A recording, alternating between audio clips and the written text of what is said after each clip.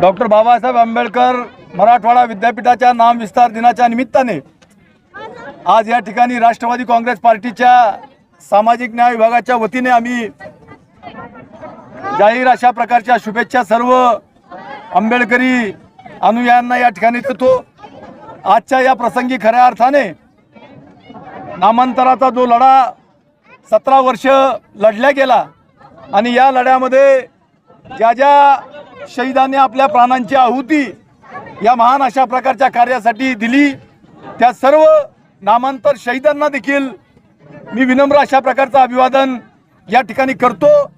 खऱ्या अर्थाने नामांतराचा हा लढा आजच्या तरुण पिढीसमोर निश्चितपणे प्रेरणादायी अशा प्रकारचा ठरावा या उद्देशाने मला असं वाटतं की नामांतराचा इतिहास, नामांतर लढ्याचा इतिहास हा पुन्हा पुन्हा नव्याने सांगणं या ठिकाणी अत्यंत आवश्यक आहे। आज या परिसरामध्ये जो तरुण वर्ग या ठिकाणी जमलाय त्या तरुण वर्गांना देखील मी असं नम्र आवाहन करतो की आंबेडकरी चळवळ ही कायमस्वरूपी त्या ठिकाणी जिवंत राहिली पाहिजे। आंबेडकरी चळवळीचा दबदबा हा कायमस्वरूपी येथील राजकीय आणि सामाजिक परिस्थितीवर नियंत्रण करणारा त्या ठिकाणी असला पाहिजे आणि त्यासाठी तरुणांनी स्वतःला या आंबेडकरी चळवळीमध्ये पूर्णपणे त्या ठिकाणी झोकून दिलं पाहिजे। अशा प्रकारचं आव्हान आजच्या या नाम विस्तार दिनाच्या निमित्ताने मी या ठिकाणी करतो। जय भीम, जय भारत। मी सर्व मराठवाड्यातील सर्व तरुणांना, जनतेला हार्दिक शुभेच्छा देतो। या नाम विस्तार दिनासाठी आम्ही स्वतः खूप असे प्रयत्न केलेले आहे।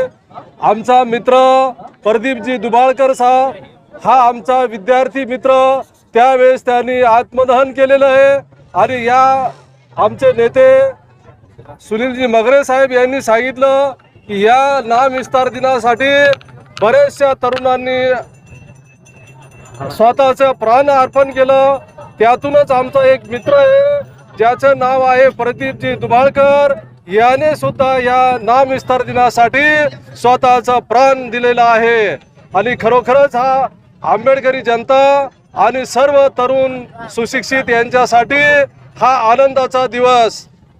भारतरत्न डॉक्टर बाबासाहेब आंबेडकर मराठवाडा विद्यापीठ हे नाव व्हावं यासाठी गेल्या 17 वर्ष प्रयत्न करण्यात आले आणि शेवटी या विद्यापीठाला डॉक्टर बाबासाहेब आंबेडकर मराठवाडा विद्यापीठ असं नामविस्तार करण्यात आला। याचा मी सर्व मराठवाड्यातील, सर्व महाराष्ट्रातील आंबेडकरी प्रेमी आणि सर्व तरुण सुशिक्षित यांना हार्दिक हार्दिक शुभेच्छा देतो। जय हिंद, जय महाराष्ट्र। आज डॉक्टर बाबासाहेब आंबेडकर विद्यापीठ नामविस्तार दिनाचा या ठिकाणी आपण वर्धापन दिन साजरा करत आहोत। या नामांतर चळवळीमध्ये शहीद झालेले जे भीमसैनिक त्यांनाही आज आपण या ठिकाणी अभिवादन करत आहोत।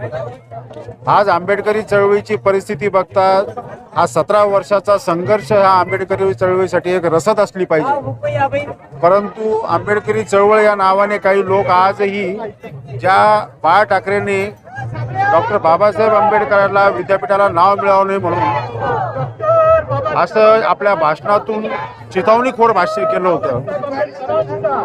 ज्याच्या घरात नाही पीठ त्याला कशाला पाहिजे विद्यापीठ।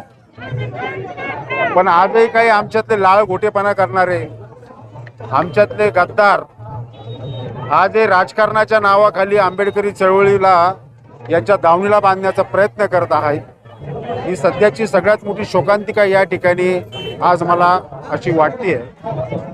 त्यामुळे आमच्या नंतरची येणारी जी पिढी आहे यांनी हा इतिहास समजून घेतला पाहिजे की ही लढाई अस्मितेची आहे। डॉक्टर बाबासाहेब आंबेडकरांचं नाव विद्यापीठाला मिळावं यासाठी हा अस्पृश्य समजला जाणारा जो समाज होता त्यांनी स्वकर्तृत्वाने आणि स्वबळावर ही लढाई जिंकलेली आहे आणि डॉक्टर बाबासाहेब आंबेडकर विद्यापीठ असा नामविस्तार करून घेतला। त्यामुळे आपली जी कहाणी आहे, आपला जो इतिहास आहे हा संघर्षाचा आहे। तर ह्या दुसऱ्याच्या दावणीला बांधणाऱ्या जाणाऱ्या आणि आंबेडकरवादी म्हणणाऱ्या लोकांचा नाही, यांच्याकडे आपण दुर्लक्ष करून इथून पुढे चळवळ खूप मजबूतपणे उभी केली पाहिजे अशी अपेक्षा बाळगतो। आज नामांतर वर्धापन दिनानिमित्त सर्वांना शुभेच्छा। व नामांतराच्या लढ्यातील सर्व शहीदांना विनम्र अभिवादन। नामांतराचा हा जो लढा आहे हा आंबेडकरी जनतेच्या, आंबेडकरी चळवळीच्या स्वाभिमानाचा विजय आहे। 17 वर्ष संघर्ष केला आंबेडकरी चळवळीने, अनेक शहीद झाले आणि त्या संघर्षातून मिळालेला हा एक विजय आहे। त्यामुळं हा आपला स्वाभिमानी इतिहास आपण सर्व आंबेडकरवाद्यांनी जपावा असे मी या निमित्तानं आवाहन करतो। धन्यवाद। आपका शुभ नाम? मुकुल निकाळजे।